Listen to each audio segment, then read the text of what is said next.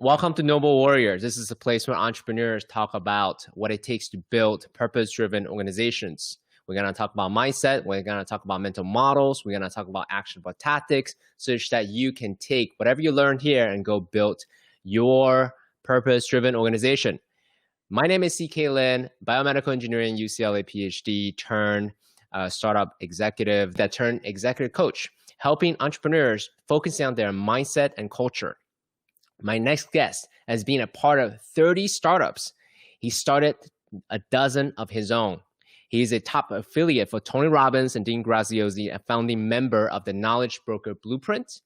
He's also the author of the 8-Minute Mastermind book. Please welcome Brad Hart.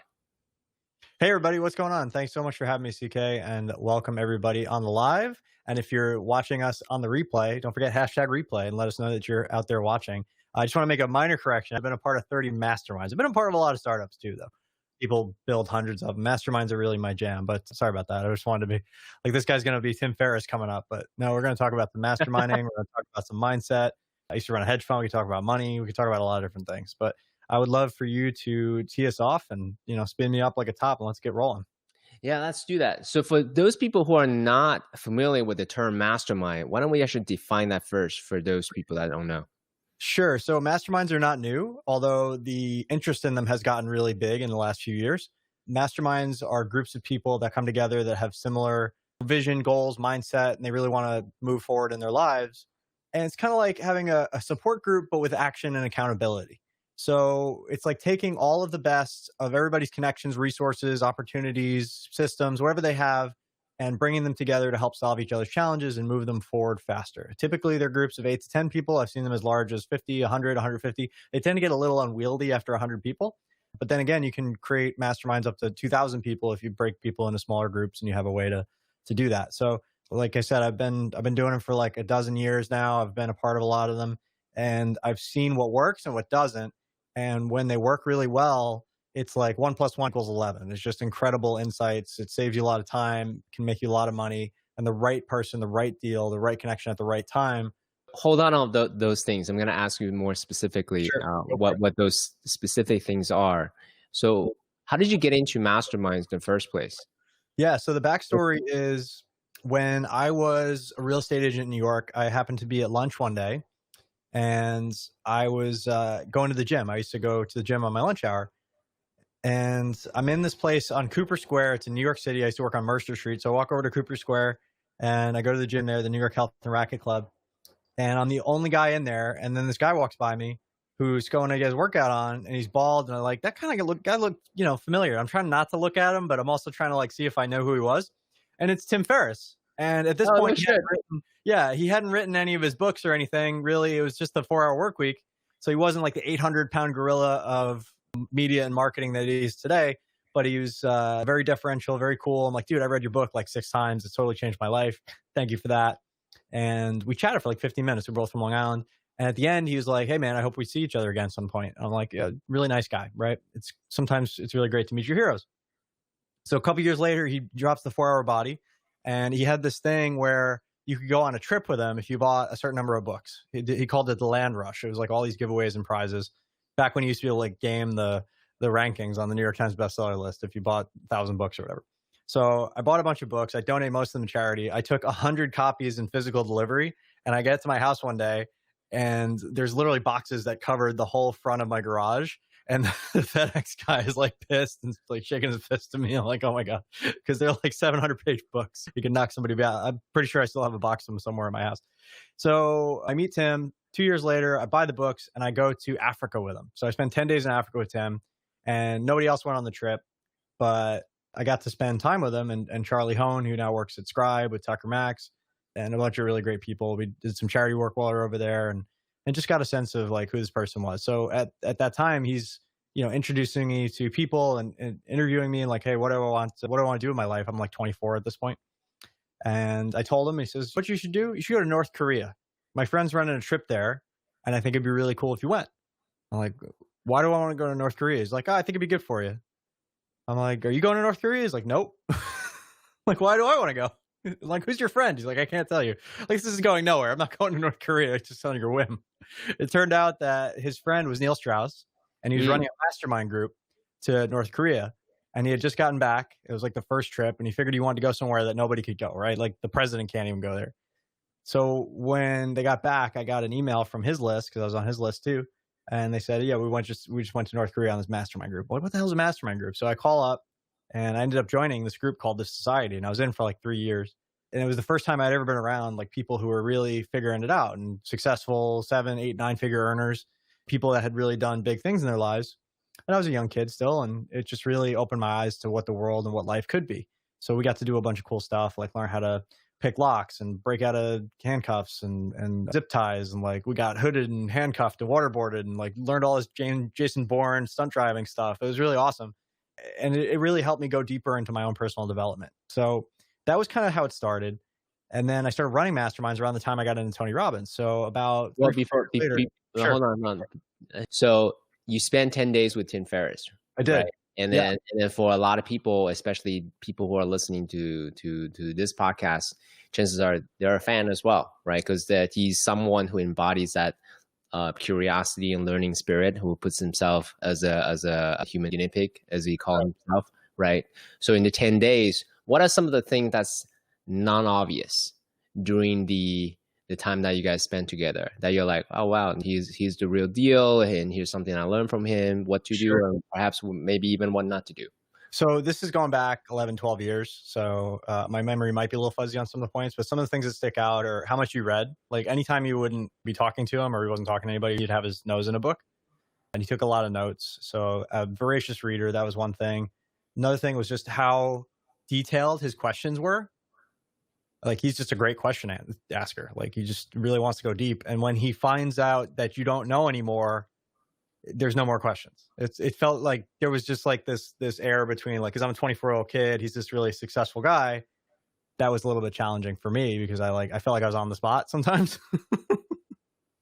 And then I got malaria on that trip. I got really sick towards the end. So my memory is a little bit fuzzy from that too. And just being in Africa generally, it was very hot and a lot going on. But like we had some fun experiences. Like we got to play golf with the president and general of Kenya. They were playing behind us and they like were yelling at us in Swahili because we weren't fast enough. We didn't know what the hell we were doing. And we had to wear these like ridiculous pants that Tim had me borrow because I didn't bring any pants, and you had to wear pants on the golf course. So I was wearing Tim's like blue bonobo pants that stuck out like a sore thumb, and we're the only white guys for like 50 miles. It was really funny, the scene that we got into. But I think generally what I learned from Tim is that when you have an expectation of what somebody's going to be like, and like he had no desire to keep up with me or be my friend after that, and he made that very clear. I was like, that kind of hurt because I wasn't going to try to be your best buddy, but it would have been nice for us to part on good terms. And even like I've forgiven him for it, but it just didn't feel good at that time. Like I wouldn't treat anybody like that. So that was something I learned, is like when somebody's really investing to spend time with you, at least make them feel like, you know, you don't have to be your equal, but at least like that they're a human being. And I feel like for all the gifts that Tim has at that stage of your life, he really wasn't that well dialed into personal stuff. Or there's something else going on there. Who knows, right? I don't know him personally. I just met him that one time and spent 10 days with him. And then we bumped into each other a few times over the years, but he made it really clear that he didn't want to be friends. So I was like, okay, cool. But I was hurt at the time, I'll be real. Yeah, of course. I appreciate that. Thanks for sharing that story. So how let's see, what can I take it? Reflect on that personally. I would say that I used to be someone who is like that as well when I was younger. And I would say, hindsight, those are not part of my proudest moments, shall we say. And especially doing any kind of ceremonial type work or any kind of like long retreats, those are the moments that actually show up like, oh, okay, so now here's what's it like to receive what you said on the other side. And then for me, it was very humanizing, very humbling, and then that actually helps me get a little bit more compassionate towards myself as well as towards others. And without him, I would have never been introduced to all the, like, he taught me how to swim. Like I read his book, his part about swimming. Without him, I would have never discovered Masterminds. I would have never fell into Neil's circle. And I get now, as a much older man, where his head was at when he said that. But at the same time, I felt like it could have been handled better. Like that would be my feedback. So yeah, I totally get it. And I understand. And it made me less of a sycophant. Like, cause I used to really Mm, like look up to these guys, and I realized, well, they're just people with their own problems, and I don't really need yeah, to suck up to anybody. I just need to be the best version of me. So that actually kicked me that's off in right. the right That's direction in a great. lot of ways.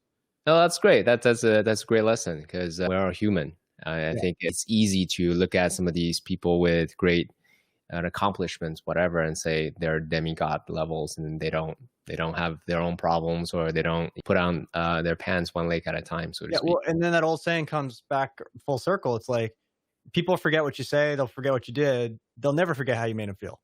Hmm. A decade later, I still remember how that felt. I don't even remember the context of all the conversations or why it came up. It doesn't matter, Hmm. but it's interesting to remember. So, like, I just try to be sweet to people as best I can. And I have a temper. I'll just be real. You know, if Hmm. I'm being vulnerable, like, I'm a child of an alcoholic. I've Hmm. struggled myself, a lot of anger issues that I've worked through over the years. And when I'm under resourced, I can get snippy with people, Hmm. especially if I feel like they're being aggressive towards me. Like, I'm a very protective energy about that. Hmm. And I'm like the sweetest guy you'll meet, but if you push me over the edge, I'll get nasty. And I have to notice that about myself, because people, you can't take anything personally. People are at where they're at. It's nothing about you, or Hmm. it's like 99% about them. That's another piece that I think is really important to understand. So I hope that's what you're looking for as far as a thorough, vulnerable, authentic answer. But No, I totally appreciate that. So, well, let's talk about Neil Strauss for a bit. What's sure. one you say you've been in the society for 3 years? Yep. I did that for 3 years. I got to be pretty close with Neil. I still chat with him here and there on text and stuff like that. We got to travel the Inca Trail over the course of 4 days together. So that was really fun. And it was supposed to be a group of 8 people. Five did not show up on the day of. And Wow. one, the guy that came with us, spoke English as a second language. He was mostly French. So it was a challenge for him to communicate. And we mostly just spent time with each other. It was really interesting how that all Wow. worked out. Yeah. So Neil, credit as being one of my early mentors, really great guy. Again, perfectly imperfect, right? That's the way things show up. And Hmm. Neil, I credit with the very first personal development book I ever read was The Game. Not Hmm. that I, was even interested in personal development, but that was kind of the gateway drug. Is like, I didn't Hmm. want to be a pickup artist. Like, that's what Hmm. that's about. It's about pickup artists. I was just like flabbergasted at the idea I could talk to a girl.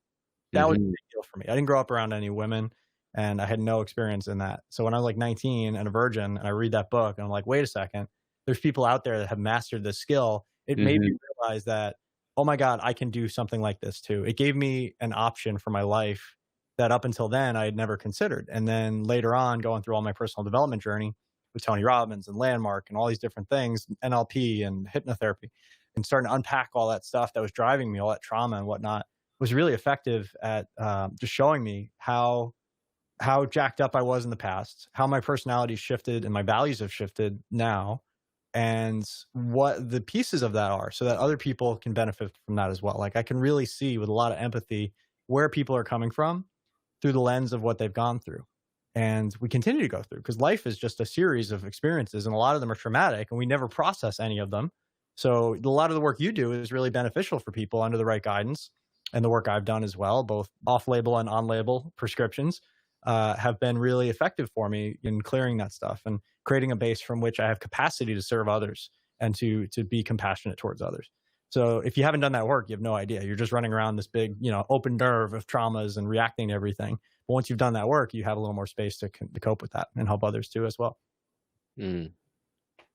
What would you say for someone who's listening to this? They're hearing, wow, go to Africa, to North Korea, do all these crazy stuff, waterboarding, society sounds really fascinating. Almost, as you said, the James Bond lifestyle, right? Um, but what would you say is the real value of being in a mastermind, being in proximity of those who are vibing, who have the same values? Yeah. So I think all those are fun stories, but they don't define who you are. I think the real moments are the work you do on making different choices than you made before to get different results in your life. Because the easiest thing for humans to do is to drift and stay in their comfort zone. It's like the way we're wired, really, is to conserve energy, stay safe.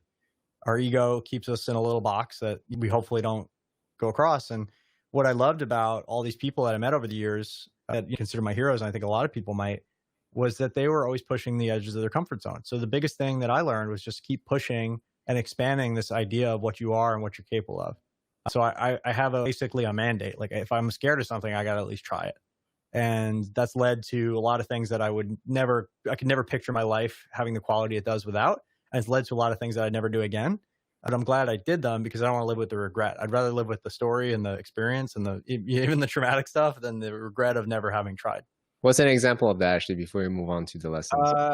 So one example is motorcycles. Like, I used to be deathly afraid of getting on a motorcycle. Now it's my preferred mode of transport. I have a little scooter for around town, and I have a motorcycle.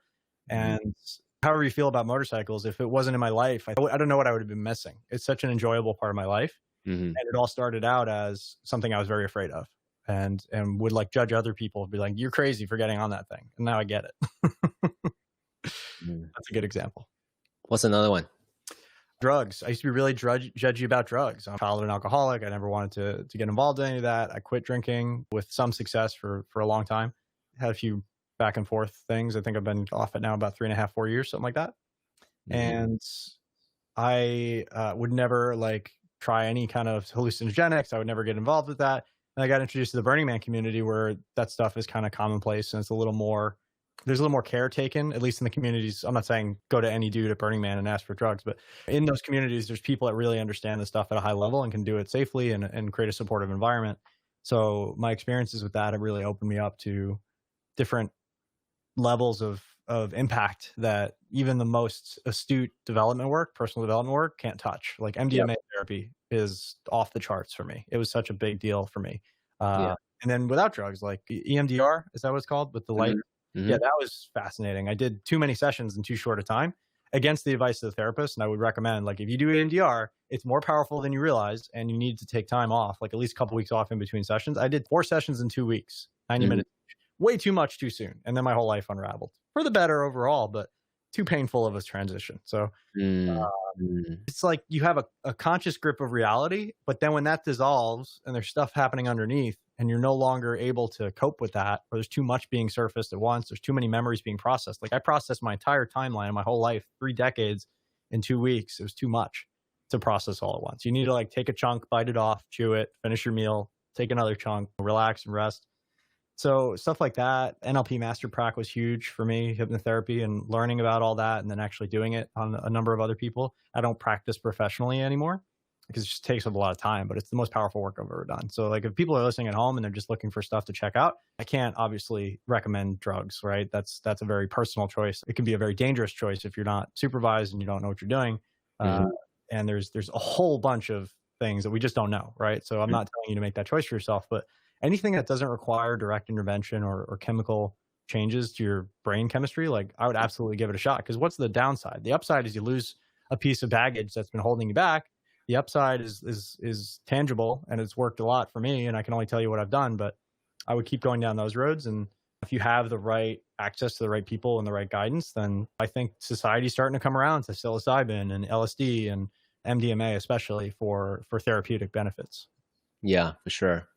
I would say on the broad level, I mean, as a scientist, as a former technologist, engineer, I would say any of these transformational modalities, even as something as mundane as like an ice bath, as an example, right? That's super basic. At the same time, there's always some kind of quote unquote risk or exposure involved, right? Because even as something like a Vipassana 10-day retreat, you just sit there, do nothing. You just sit there for 10 days. Some people have really delicate psyche, and then they come out, as you said earlier, their life unravel because whatever they saw or their psyche were really, really delicate. So it's a lot of it depends on your own discernment. So for those people who are even interested in exploring all these different kind of beautiful transformational modalities, is exercise your discernment. Yep, 100%. And just go slow. Yeah. Start small, go slow. Yeah. You know, get a comfort level and then expand from there. And there's no reason to go pedal to the metal all at once. And people have a tendency to make light of things like this. I don't think there's a good reason to go fast. Enjoy, savor, get what you get out of it, journal a lot, process a lot, rest a lot, and then go back to it. At the end of the day, when it comes down to it, the way I think about it is, in statistics, they call it what's the expected value, right? What is the probabilistic payoff minus what's the probabilistic cost? And at the end of that, you get net positive or net negative or net neutral, then you can make a decision accordingly. So that's kind of how I think about it. 100%. Yeah, beautiful. So you've done all this mastermind, you've experienced it, partaken in 30, which is a lot. And then when did you make a switch in saying, hey, I can do this. I can be a curator to help others, and I can actually be a curator of masterminds myself? 100%. So it happened around the time I got into Tony Robbins. Now I've been to like 15 Tony events. I've met him. I'm going to spend time in Fiji as private island resort called Namali, either late this year or early next year, depending on COVID and how everything goes. I'm a top affiliate. I've worked with him and Dean on their project, mastermind.com. And I'm not saying any of this to brag or impress, but just to impress upon you, like I understand this really well. And where it all started, even before any of that was an idea that they had, was with being at his event. I met one of his coaches, a woman named Delina Fajardo, who we were dating at the time, and we ended up starting a mastermind together. And she was really sharp. She understood Tony's process. She had been to like 40 of his events or some crazy thing. And we started this kind of brand merging. It was abundance and purpose. So she was the purpose coach, help find people's purpose. And I was the make more marbles guy, the abundance guy, right? So abundant purpose mastermind. We started it out very cheap, way too cheap, like $50 a month or something, and ran it for a year. And it went pretty well. And we started raising our price over the time. We actually 10x'd our pricing over time and just kept rolling with that. We wrote a book as a mastermind together, which was really interesting and fun. And I just realized like, okay, there's not that much to this. I can do this. I love this model. It's consistent. It's monthly. The people that are showing up are really great.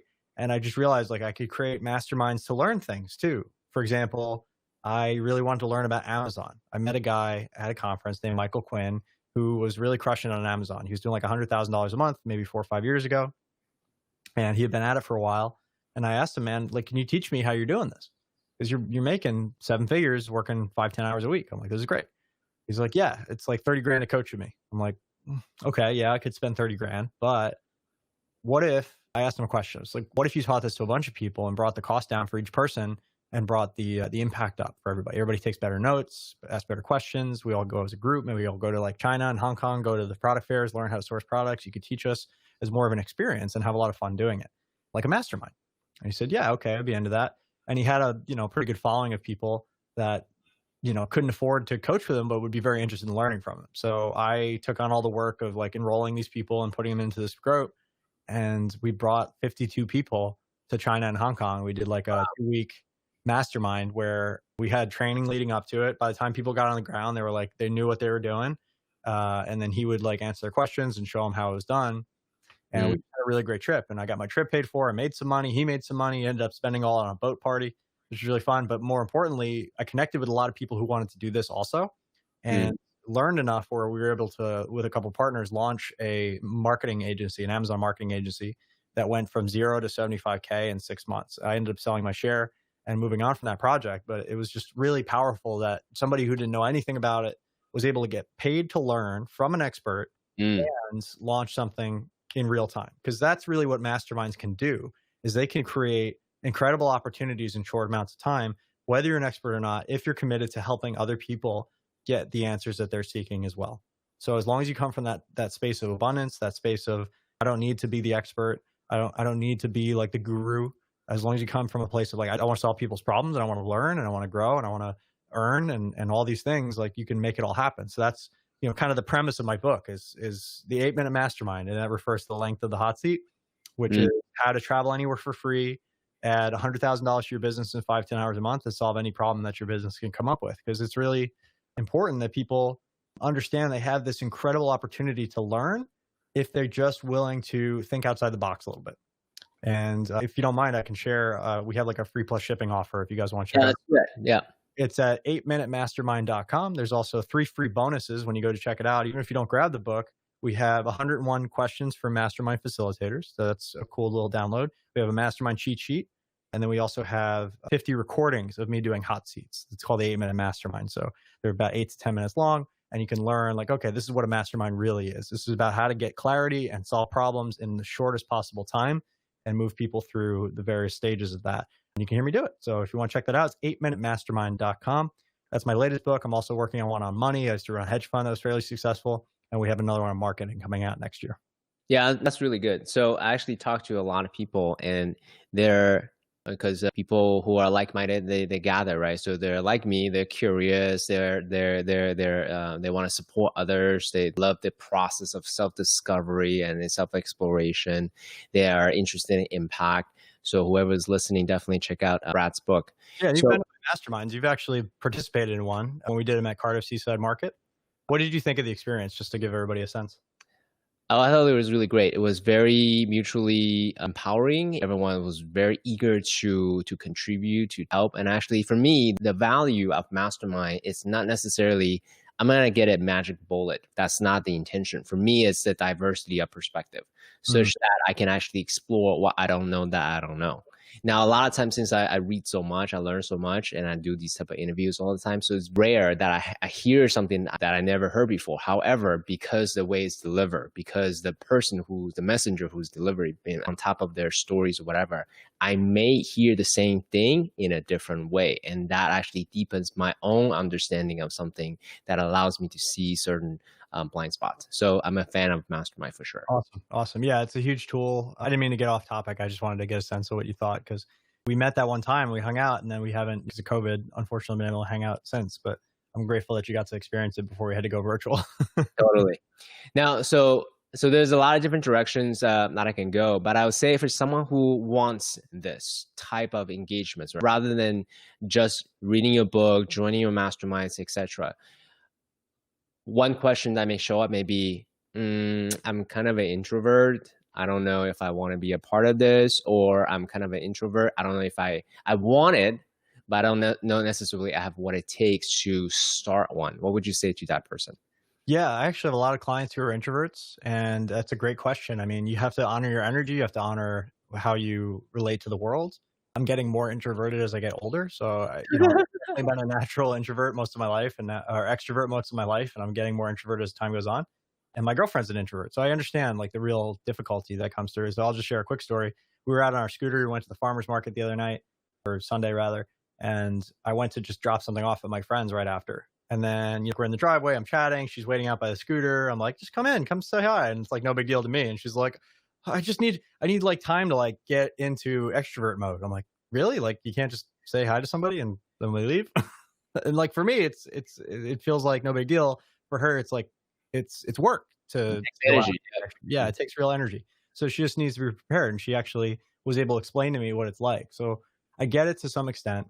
She actually started out as my client. She was running 2 masterminds when I met her, and we got them to triple their revenue and decrease her working hours from like 80 hours a week to 30 hours a week after a couple months working together. But the biggest lesson for me is honor your energy, honor your style and your focus. It doesn't mean you can't run one. You just have to be more prepared, maybe. Know what you're going to say, know what you're going to do. You're not going to be the kind of person that's going to want to wing it. You probably want to rely on experts even more, even if you are the model of expertise, and have your content structured. So it's not like a bunch of rapid fire questions. Some of the most effective entrepreneurs and mastermind runners I've ever been to, Sam Ovens and like these kind of people, are very introverted. So it's absolutely possible to run one. You might just rely on the structure a little more, and you might not be as able to or willing to do all the networking, the glad handing and everything afterwards. And then just protect your energy the best you can. Just understand that you have limitations that maybe some other people wouldn't have with that. And just make sure you have the time to care for yourself. Maybe schedule in a massage, maybe schedule in some body work or some quiet time or some meditation. Like we always have meditation rooms at our masterminds when we do them in person. You could just implement that as well, or keep it virtual so it's not your whole schedule. And then you just choose the times you're going to be on. That would be some of my advice for more introverted folks. And maybe find some introverted mentors to model. There's a lot of them out there that you wouldn't even believe it. They're so introverted, like painfully shy, but they're huge names, and they've learned to speak and they've learned to share their message in a way that is, it works with their nature, and it also gets the job done. Oh, well, so Sam Oven, who else? Yeah, it's like Sam Ovens. I think James Wedmore is a pretty big introvert. Brendan Burchard strikes me as a little bit of a closet introvert. There's definitely a lot of introverts out there that are just crushing it in this extroverted online space. Interesting. Okay, so what? Okay, so now I've decided. I've listened to Brad. I'm gonna start one.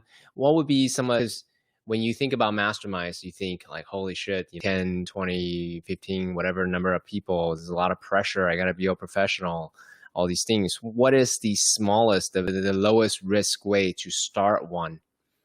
Yeah, if you just start with the hot seats, it's not on you. You just facilitate and keep it moving. You keep the time. You make sure people don't get too long-winded. You make sure that everybody feels supported. It's not really about you being the center of the attention. In fact, if you're doing it right, you're kind of in the background a little bit. So versus going on a huge stage of 500 people and giving a speech, it's a very different experience. So for people who are really looking for a way to increase their impact and income in a short amount of time, I would absolutely try it. You could do a one-off, right? You could do a half-day mastermind. You could do a 2-day mastermind and just see what it's like in reality before you make up a story about it in your head, right? You can do anything. Experiment. 2 days. I just like to try things personally, and I encourage people to try it as well. I don't want them to make up a story. Like people tell me, I don't like sushi. I say, have you tried sushi? They said, no. I say, all right, you get to try it. And then if you don't like it, you don't like it. But you can't not like it. You can't not try it and say you don't like it before you've had an experience. That's a really, really good point. Yeah, that's a really, really good point. I think a lot of times this ideas that we have, this inner resistance that we feel is a whole lot more. Make a mountain out of a molehill, so to speak. Exactly. Right? Like my motorcycle. If I'd never just gotten over it and tried it, I would never, have the experience I have now and love it so much. Mm. Okay, so looking at your own journey, knowing what you know now, do you feel that for the people who are starting this journey, they have to go through similarly charging very little to charging more and more? No, I made a lot of mistakes early on, which is why I do what I do. I help people to kind of skip that. I would have done way more market research. I would have gotten better at crafting offers and selling. And I would have followed a formula really that helped do it. And really, like, we don't just teach people about masterminds. We teach people how to build a business from scratch, right? We teach people how to do market research, have conversations, sell in a way that has integrity, and or sell it before you build it. Because you don't want to build something and spend a ton of time and energy on. I'll just give 2 quick examples. I spent $45,000 on my first internet business back in 2011, and I failed miserably because I didn't know what I didn't know. And then when I went after it again, because I got into real estate. Can you underline some of the mistakes? I was focused on everything but doing the actual work, which is finding a product market fit. So I was a real estate agent in New York City. And back then, the real estate game in New York was dominated by brokers, and you had to pay these giant fees. And the landlords loved it because they got free labor out of the agents, and the agents loved it because they got big commission checks. But guess who hated it was the customers, right? The actual renters hated it. They hated the system. They wanted it a different way. So I knew there was a pain and a problem, but I hadn't connected to what they really wanted. So I created a course, like how to find your own New York City apartment. I'm like, I'll put up a website. I'll promote it on Craigslist. And it was a solid idea, and there was nothing else like it at the time, but I didn't test it. I didn't find the product market fit. I didn't test the marketing of it either, because my whole plan was to get it on Craigslist, which, guess what? Their entire funding was coming from real estate agents paying $10 per ad per day. Right? That was their bread and butter. They were making all kinds of money on it. They didn't want me advertising a competing product on there, and they shut me down without recourse. And I realized, after a bunch of begging and pleading to let them get me back on, that I wasn't holding the keys to the kingdom. I didn't have the audience. So it was a great idea. But at that point, I already sunk so much money into it. I had built the course. I had done all these things. I could have tested it out with a couple of ads and see how it went, and pre-sold it, and then refunded people if it didn't work out. Before I did anything. And that's kind of the way I do it now. So I did everything in backwards order. Now, if I have an idea, I want to rule it out as fast as possible. I want to find the reason it's not going to work as fast as possible. But when you're young and you have an ego and everything's tied up in your sense of identity and self-worth over an idea that you had, which may or may not be a good idea. Everybody asks me, is this a good idea? I said, I don't know. Ask the market. And we teach you how to do that. So now, after a few more failures like that, I have this dialed to the point where I've launched a couple hundred projects, and I always start with the idea on paper, and I go find 10, 15, 20, 25 people to sell it to. And if nobody buys it, that's a big red flag. Or if only a couple people buy it, it's a big red flag. So actually on that note, what are some of the instances, now we're getting into marketing realms, right? So what are some of with technology that we have, what are some of the fastest way to test ideas for those who are listening, who are reinventing themselves, who may have an idea, an inspired idea from their purpose, right? What are some of the rapid ways that they can test their ideas? So we have a whole program that outlines all this, but I'll give the high points. The first thing is to dream it, right? Just get it all on paper. What's your best idea? And I call it a hypothesis, right? You're a scientist, you get it. it's your best idea and you're going to test it out in the marketplace. And you test it by selling it. And the first thing you do is you get on market research calls because you want to find any holes in your idea. And you ask a series of questions. There's about 12 that we ask typically. Questions such as, what's a present persistent problem that you've had for a long time? I borrowed this from my buddy Dan Maxwell. Well, how are you solving it now? What happens if you don't solve it? If I could wave a magic wand, what would the solution look like, or how would it work? And would that be something you'd be willing to pay for and solve? And then I ask a bunch of emotional questions, like what are your top frustrations? What are you angry about? Who are you angry at? What are you excited about? What's your dream or desire or goal or whatever? And just try to get a sense of all of that so I can create messaging and copy later. And then when you have those calls, you gather all that data, then you can easily transition to, hey, I don't have anything for sale yet. This isn't a sales call, as I said, but could we have a chat when I have an offer in place to solve this problem? Is that something you'd be interested in? Would it be of value to you or not? And if people opt in at that point, then that's an easy way to transition to a sales call. And then you schedule another time. So depending on what you're selling, that's more of a high ticket strategy because you want to have more high touch. You want to really get deep into what people's problems are. But with a low price product, something up to maybe a few $100s, it'd be really easy to run traffic to a page that sells that product, pre-sells it, or run a Kickstarter and gather enough data to say, okay, we sent 1,000 people this page and we had this many purchases. Is that good or bad? Like, what is the ultimate outcome that we're looking for? 10% conversion rate, I think would be pretty damn good on the internet. But if you're not converting at all, then that's a big red flag. You got to find out why or jettison the project. I like it. Thank you. So you're the abundance guy, right? Bring back to the mastermind that you and your ex-girlfriend did together. She was the purpose. You were the abundance guy. So what you just shared with us is the mechanics of abundance, shall we say? Yeah. And getting to that answer as quickly as possible is everything, because you don't want to lose momentum. That's the worst thing you can do as an entrepreneur, is lose momentum, because then you get into a cycle of being down on yourself. Like, oh, I can't make anything work. No, you just haven't found the thing yet. When you find the thing, it works. That's the key. But don't give up. Let's go on the purpose side, the internal mentality side of things. I would often speak to overachievers, and they want to build this big thing, right? They're looking at their mentors and they say, I want to do that thing, or I want to do that thing that I used to do, $1 billion industry or whatever, right? They're the past success. And if I don't do that, I'm a failure. It's a 1 or 0 type of mentality. Mm-hmm. And I always encourage them to actually break it down. When you get to a atomic unit of fulfillment, like find the thing that you enjoy, however small it may be, you can always do incrementally, versus setting this huge thing. If I don't achieve this huge thing, then you're a failure. So what would you say to someone on the psychology side of things? Hey, I just wanted to go big or go home. I don't want to do these type of little incremental tests as a way to find my groove. I think Bill Gates said it best. Multiplying inefficiencies just creates more inefficiency. It just increases inefficiency exponentially. So getting it right, nailing it before you scale it is paramount. Sure, you could go throw a bunch of capital at it if you have it. You could throw a bunch of time at it if you have it. But we generally have limited resources as humans. We have limited time, energy, attention, and money. You have to decide how you're going to utilize and deploy those resources and that capital. And once you spent it, especially the time part, it's gone forever. And if you keep spending money poorly, you're going to be out of money. And people aren't going to write you checks anymore to try out your new venture. So part of the trick of entrepreneurship is to get that product market fit as quickly as possible. I think that's like more than half the work, in my opinion, is just getting the right product market fit. Because you can scale a company easily that has the right product market fit. But if you don't, then a lot of things you're going to do are going to struggle. Getting the offer rate is just paramount. Yeah. So there's product market fit, but there's also founder market product fit, right? Yeah.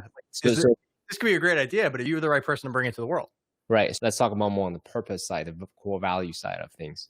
So for you had mentioned, hey, I did this thing, many things with Tony Robbins. Now I have an opportunity to do it with my ex-girlfriend to actually start something, right? That was serendipity. That was opportunistic, but something within you clicked and said, I'm going to continue to do this. Can you walk us through some of the processes that you have for you personally, or for your clients perhaps, to actually help them find that founder market fit? Yeah. So in addition to the calls that I talked about, I mean, there's research you can do. It's kind of, I like to be in it with people and really ask them the questions because I get better answers. than if I Google it, right? Because there's so much noise out there. It's just the world is full of noise. I want to talk to real people dealing with this every day. So that's what I encourage people to do as well. And that can be uncomfortable for some people, I understand, but you're going to get to the heart of the thing really quickly if you talk to 10 people who have that problem. So that's thing one. With regard to why am I the guy for masterminds, I think it was the question. I just feel like it's what I'm meant to do, at least at this stage of my life, and to help people. Because I realized at one point, like, I could start 100 masterminds maybe and impact thousands of people, but it's never going to be as big as the impact I could have if I help other people start masterminds. So hence the company and the book and everything that I've done with Tony and Dean in regards to that. It's such a powerful framework that I want more people to use. And they use it in ways that I would have never imagined. Like, I have a guy with a mastermind for cops. This lady has a mastermind for horse owners. There's all these wonderful things, these niches that I would never, ever impact in my lifetime, 10 lifetimes. But now they're impacting as well. That's a really beautiful thing. And to your point, yeah, the opportunities are endless. There's so many people you can help solve so many different problems. You don't have to be the expert. It's so beautiful as far as a business model. And when you really find that thing that clicks with people, you can scale it. Clients with hundreds of clients. It's great. And they just keep coming fast and furious. They get ads going and it's just crazy. I have one client that spends $1 and makes $9 on Instagram right now because his niche is just so cool. It's like New Zealand cops. That's a very specific group of people. Yeah. And he's able to do really well with it. I love that. So let me actually recap some of the things I heard. Okay. So why I heard that you like was a scalable model. You enjoy the interaction, whether you can be the guru providing answers, or you can just be the interviewer holding the space for them, right? You enjoy the leverage impact you get to make. You're now helping others creating masterminds. And there's certainly the residual, the subscription, the monthly subscription that comes with it as well. A way to get your cash flow in order too. A lot of coaches are on the feast and famine wheel. They spend all their time marketing and selling, and then all of a sudden they have to deliver. And then by the time they're done delivering, they're out of money again and they have to start all over. So I really recommend that people find some way, whether it be a membership, a mastermind, some sort of ongoing way to generate revenue, subscription services. Like, I'm really getting a kick out of seeing all these like Peloton type things that they're coming out with. The Muse headband is another example where it's a piece of hardware, but there's also a software subscription or an app subscription. So it's kind of the best of both worlds. You have a shippable product that people want to buy. They can hold in their hands. They can recommend it to friends. It looks cool in social media posts. It occupies physical space in their life, but there's also that ongoing revenue component of it. I think that's important. So that's kind of what I think I'm going to work on next. I'd love to work on a tech product with some sort of recurring model subscription that solves a big problem that people have. Like, when I got the Aura Ring, which is this little device here, if you're not familiar with it, it tracks your sleep and respiration, a bunch of other things. It helped me dial in my sleep because now all of a sudden I had data which I could act on, and I could see a cause and effect relationship between the things I was doing during the day and the sleep I was getting at night. And then I decided, okay, well, I want to meditate, but I suck at it. So Alex Sharfin showed me this Muse thing, and I went and got that, and it was the same deal. And it helped me get to the point where I'm meditating 30 minutes a day now. And I never thought I would get there. I just thought meditation wasn't for me. So I'd like to find and solve a problem like that. So I've been kind of keeping my feelers out for stuff like that. I'd love some ideas, actually, if you wanted to brainstorm. Like, what's a thing that everybody knows they should do and everybody sucks at? And it would be hugely beneficial if they could just get it done. If they had some sort of feedback and data to track it, would be a game changer for them. There's got to be one. Some sort of consumable product like that. That would be cool. Yeah, we should talk afterwards. Absolutely. That's stuff that I get really excited about. Or marrying things with AI. There's so many problems that can be solved better by computers, and so many industries that are just waiting to be overturned by AI. And AI is getting really good. So finding something that you have some expertise in and adding the AI vector to it could be a really strong play for the next 10 years as well. Yeah. So let me refer to Dane's model because he said it so beautifully. So I wanted to borrow that. He said, this is really simple.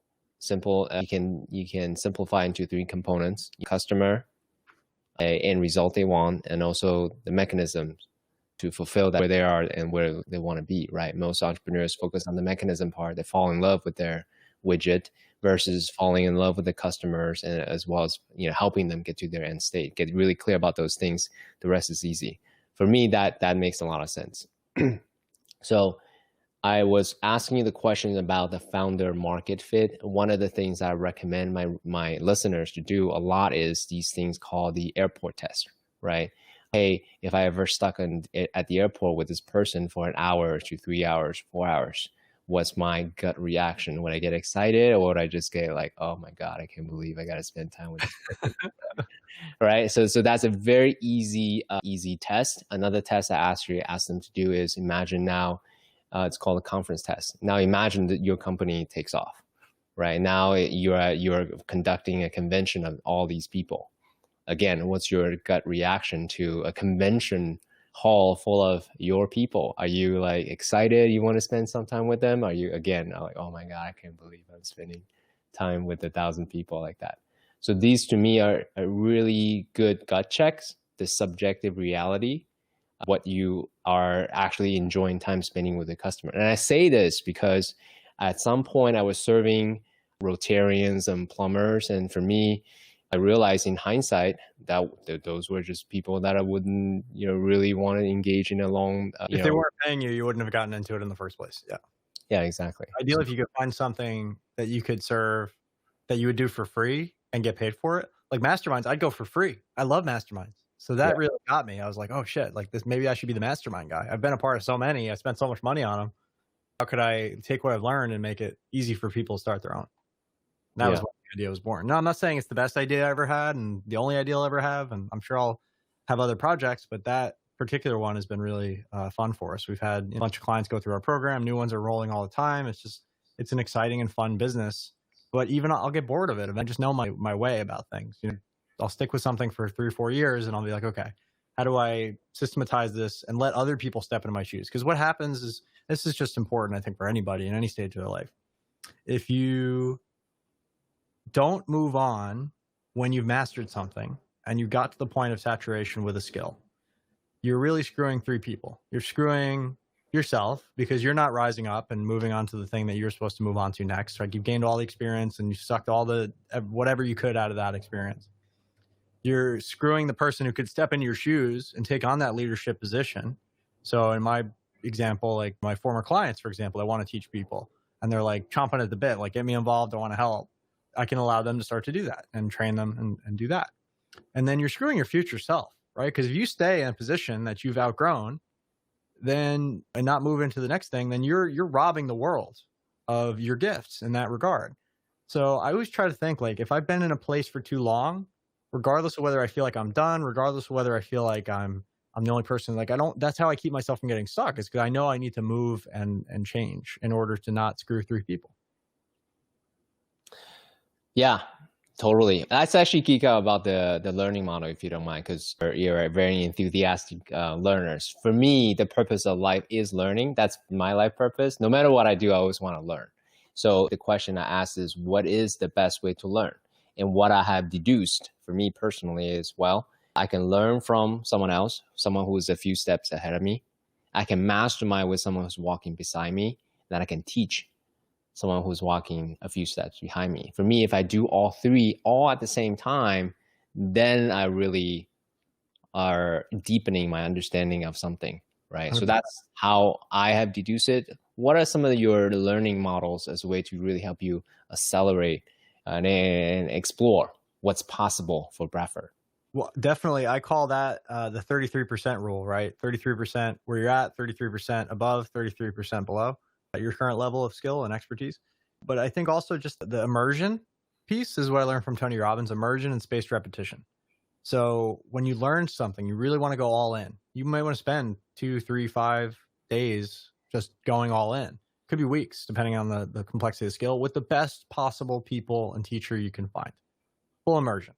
And then as time goes on, you'll eventually lose those skills unless you have spaced repetition. So you got to commit to every 2 months, 3 months, 6 months, whatever it is for that particular skill, to go out and use it again. So like when I learned how to ride a motorcycle, I rode as much as I possibly could for that first year.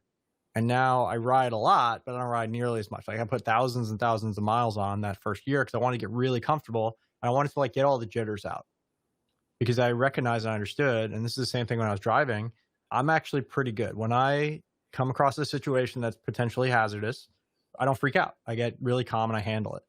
But that was trained into me after putting myself in so many hairy situations over the years where I just know not to freak out and I just react.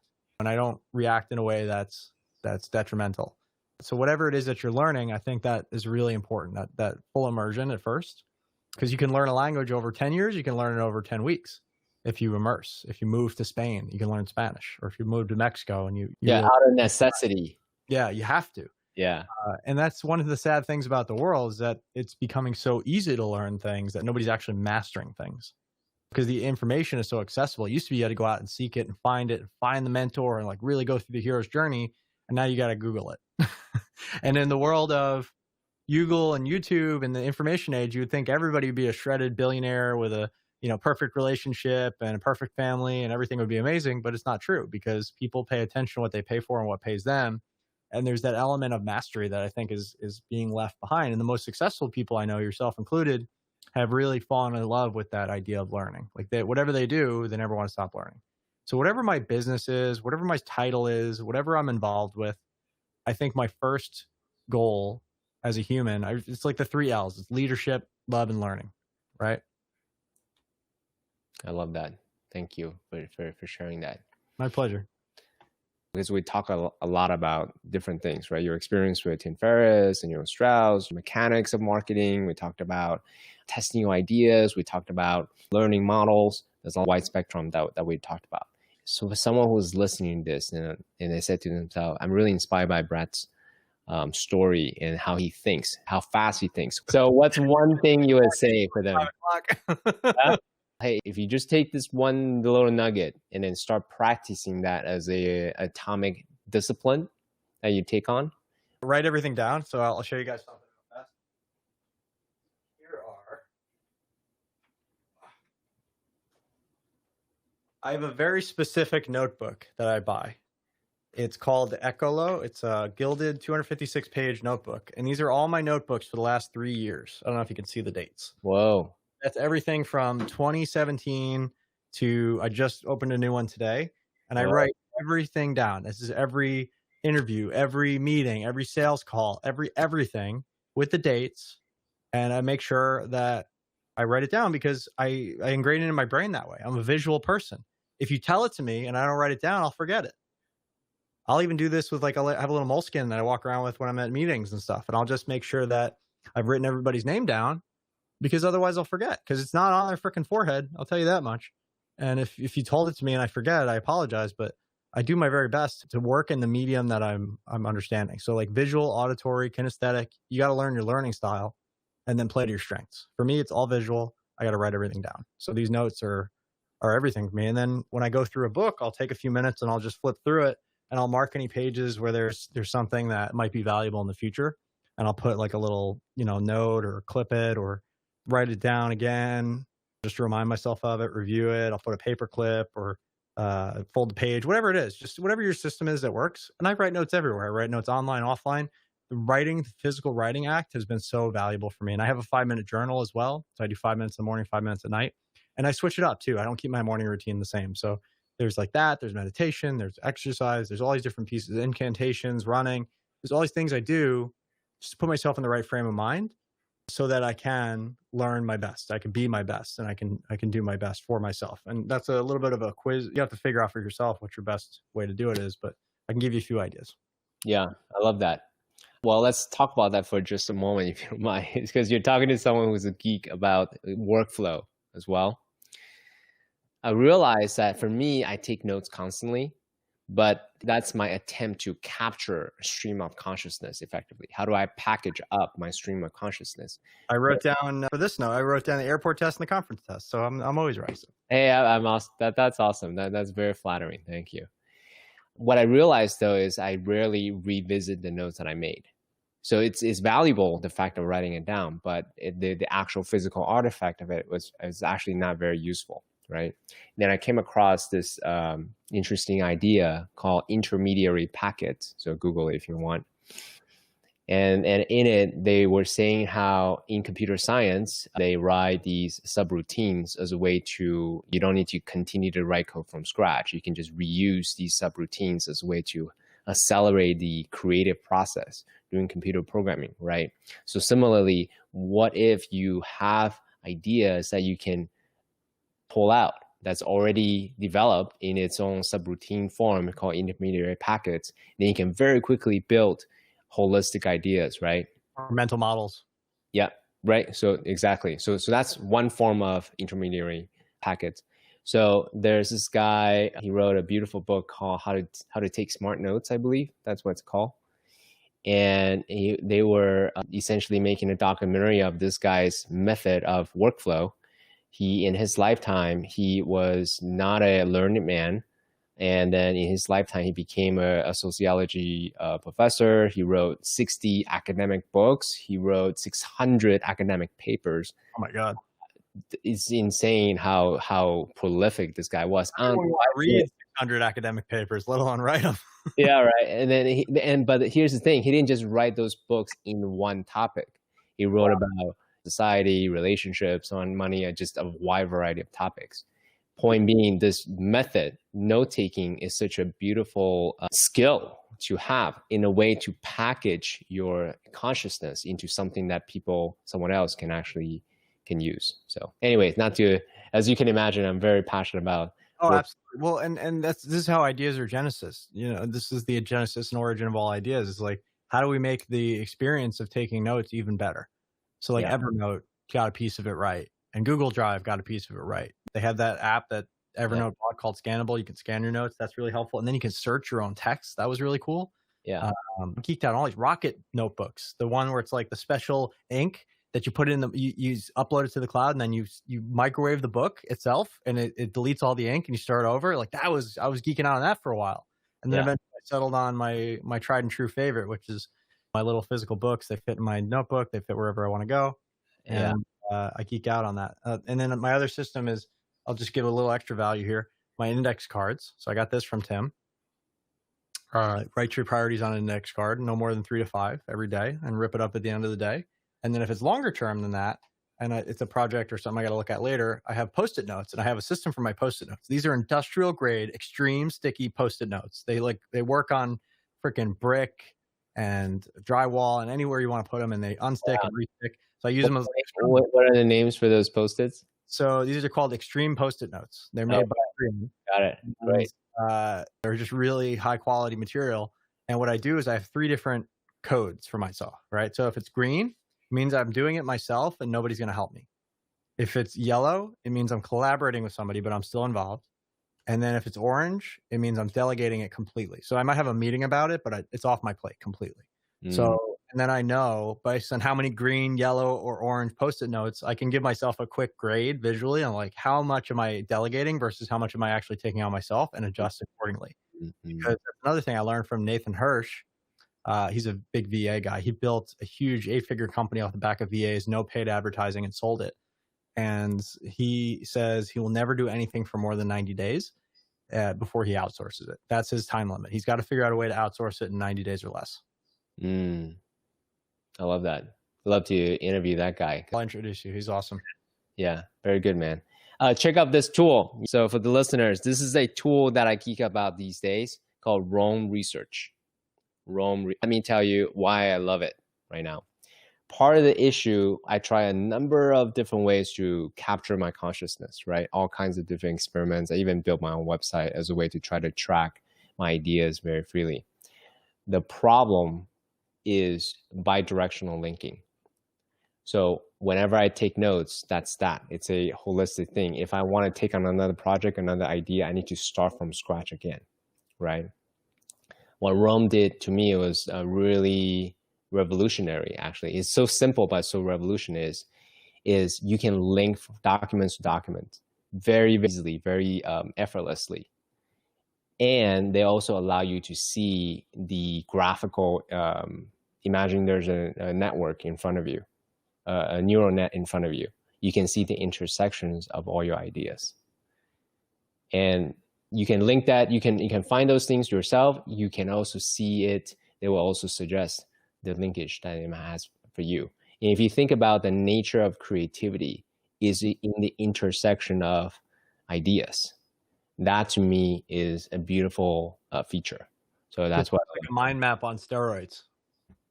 totally, Yeah, I want to check that out. Rome Research. You reminded me of another one that I've used with some success called Workflowy. Yeah. That's a good one too. Yeah. So Rome Research has a workflowy interface. Oh, cool. So it's very easy to use. Anyways, check it out. You'll love it.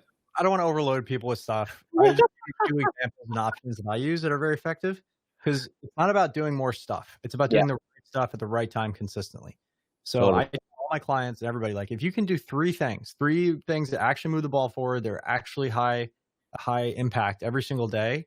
Even if you only work 5 days a week, that's 750 things a year that are actually moving the ball forward in your business or in your life. And if you just did that, you'd be way more productive than 95% of other people out there. Hands down. And then anything else you get done is a bonus. But those 3 things, as long as you're consistent about those. So I don't take calls in the morning. I don't talk to anybody until my 3 things are done. And I typically write them out the night before. I'm just dead to the world. And then that's how I maintain productivity. That's how I keep all my projects moving. That's how I write books so fast. That's how I get it done, because I block the time. I do it when I'm fresh. So then anything like errands, either it's off my plate completely or it's at the very end of the day. You know, I don't do shopping for myself anymore. I don't do errands for myself anymore. I don't like do my own laundry or you know, it didn't start out that way. I didn't have the budget for it, but now that I have the budget for it, I'm absolutely going to get all that stuff off my plate. That's just not high impact. Love it. Very good. Well, my friend, let's jam again, part 2 at some point. Let you follow up. Format. You're an incredible interviewer. I just want to say I'm so grateful to everybody for listening. And I hope you got something really valuable out of this. I would be really grateful if you check out my book. It's at 8minutemastermind.com. There's also free bonuses. If you don't want to pay for anything, you're more than welcome to just grab those. There's 101 questions for mastermind facilitators, 50 recordings, and a mastermind cheat sheet for you. I would love to have you in our community and keep in touch and let us know how we can be a support to you. Whether you're building a mastermind, whether you're looking for better ways to invest your money, or you're looking for better ways to market yourself and get your mindset in order. All the M's that make more marbles. We want to Love it. All right, my friends. Take care. Cheers.